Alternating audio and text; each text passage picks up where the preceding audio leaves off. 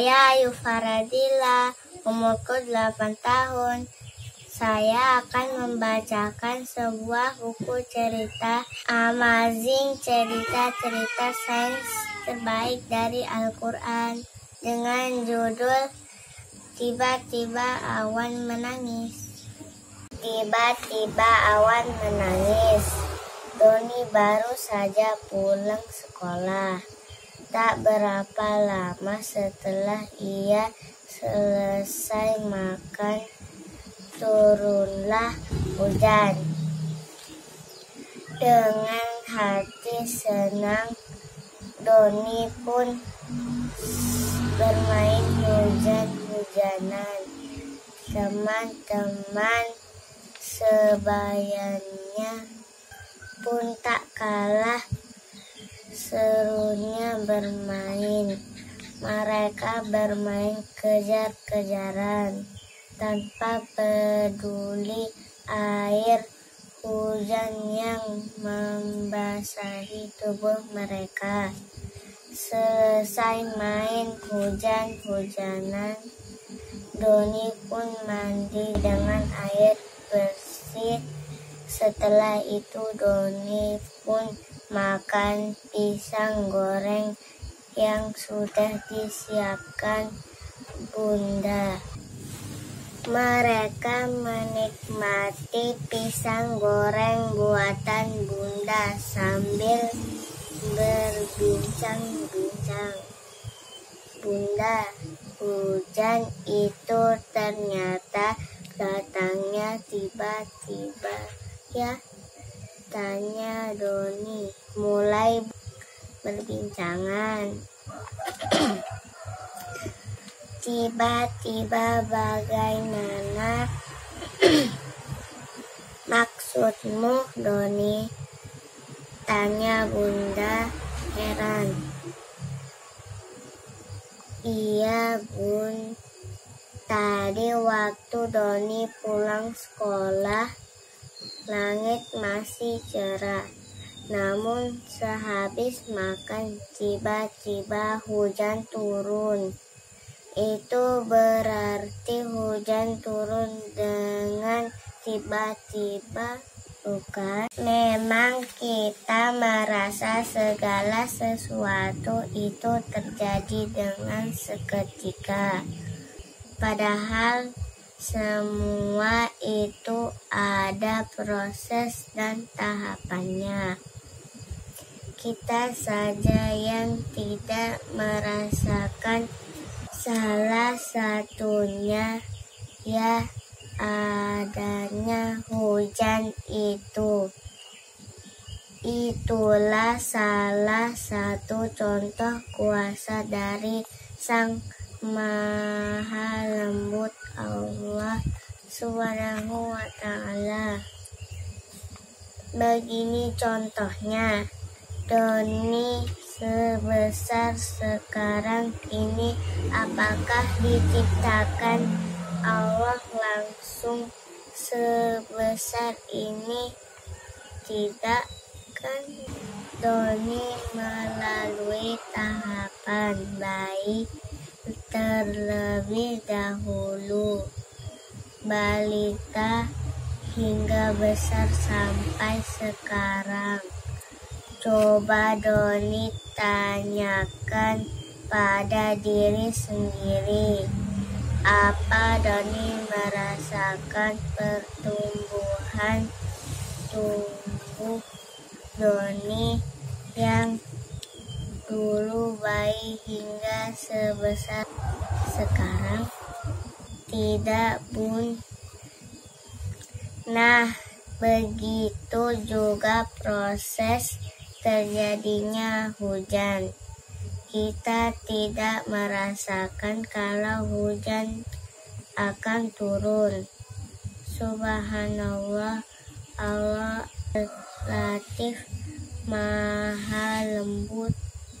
Allah, begitu lembutnya Allah hingga Doni tidak merasakan tubuh Doni sudah tinggi ini. itulah Maha Kuasa Allah dan Maha lembutnya yang tanpa kita sadari sering melupakan nikmat itu. Pojok pengetahuan. Awal terjadinya hujan adalah berasal dari penguapan yang terjadi di bumi, yaitu air yang terdapat di bumi mengalami penguapan evaporasi. Hal ini terjadi akibat matahari yang memanaskan air di bumi, kemudian uap air itu berkumpul di udara dan mengalami pemadatan kondensasi. Hasil dari kondensasi ini disebut awan. Hembusan angin akan menggerakkan awan. Akibatnya awan saling tinggi dan terus naik ke atas menuju suhu yang lebih dingin. Tumpukan awan di langit yang makin banyak ditambah dengan hembusan angin yang makin kencang membuat awan makin berat. Akhirnya awan tak mampu menumpang air atau es yang terkandung di dalamnya, sehingga turunlah butiran-butiran air atau es ke permukaan bumi.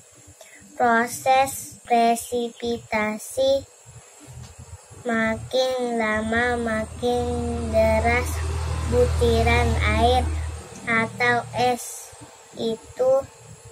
itulah yang disebut hujan.